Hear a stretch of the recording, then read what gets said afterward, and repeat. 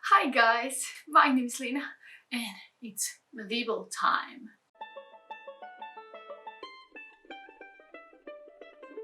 So yeah, this is actually the most medieval look that I came out with because I don't have the perks here. So yeah, it's actually finally time for Medieval-a-thon and I'm so excited. I'm not usually a huge fan of readathons, but I have three that are sacred. One is the Owls, the other one is Tom Topple, and the third one is, of course, Medieval-a-thon. The announcement just came out yesterday, so this readathon actually starts on the 1st of May and is going to keep going throughout the whole month. Holly really worked on making Medieval-a-thon great this year, so let's just start with the wardrobe. I'm going to choose one of these two. I'm probably going to go with this one because this armor is everything. So for this one, you need to choose a book with a dragon on the cover. And I realized that I have the perfect book for that. This is The Waking Fire by Anthony Ryan. And from what I understand, this book is actually filled with dragons on the inside and on the outside. Apparently in this book, we actually hand down dragons because there's nothing more valuable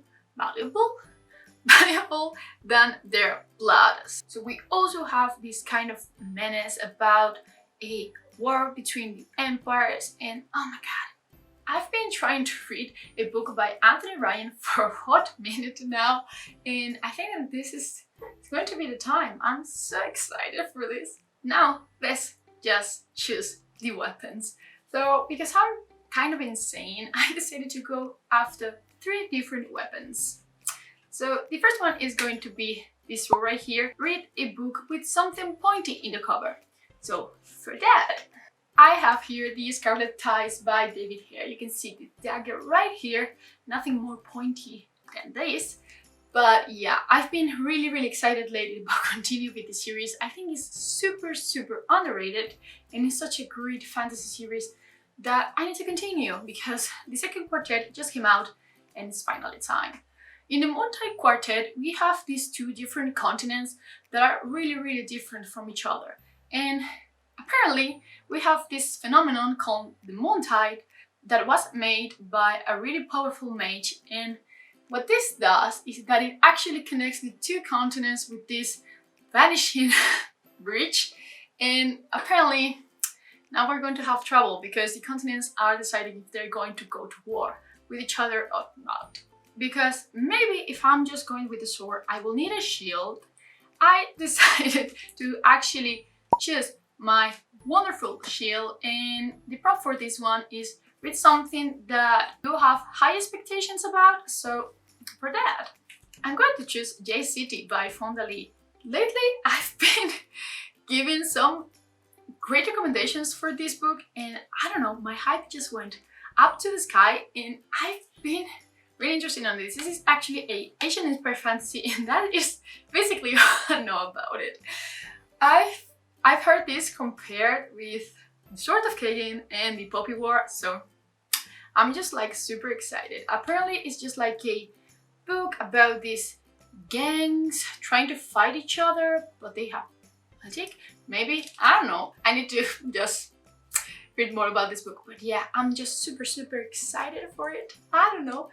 I'm just so happy that I finally have the will to actually read this. Because a really good warrior also needs a bow and arrow, I decided to pick up Dark Days Club by Alison Goodman. Because to actually get the bow and arrow, you need to read a book with romance. And for what I understand, this book has a romance that actually goes throughout the whole entire trilogy. So I don't know, I have been thinking about this book for a bit lately.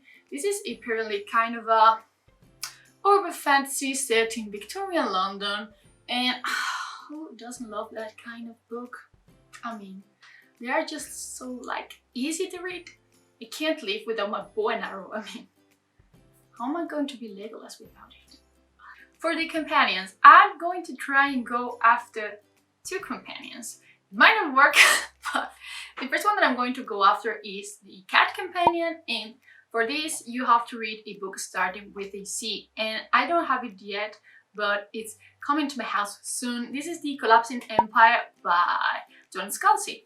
And this is a sci-fi novel set around this notion that humans discover this way of travel called the flow that actually goes faster than light. And they expand on the universe, but there's a problem with the flow, and that is actually not static. So one day it starts to cut off worlds from the interdependency, and that sounds super great. I enjoy the previous work that I have read by John Scalzi, so I'm super excited to read The Collapsing Empire. I wanted to go after the fox. I won't lie, who doesn't want a fox companion? But I only have one book with the orange, how's it called? With the orange dust jacket. So that book, you can see it right there, is The Sun Rising by Samantha Shannon. But I'm not really feeling in the mood to read it yet, so I'm going to take it out of the shelf and just leave it somewhere there. And if I'm in the mood throughout the whole month, I will probably try and read it and get myself a really beautiful fox as a companion. That's all I've got for the prompts in general, but I'm aiming to read more than 7 books this month so I can become an empress because...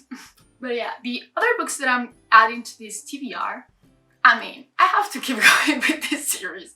It's pretty late on April now, so I'm not making it this month, but May is going to be the month. I'm going to read Oathbringer by Brandon Sanderson. This is book 3 in the Starlight Archive, and man, the Starlight Archive is such an amazing series. I will highly recommend that you read it if you haven't, and I'm so excited.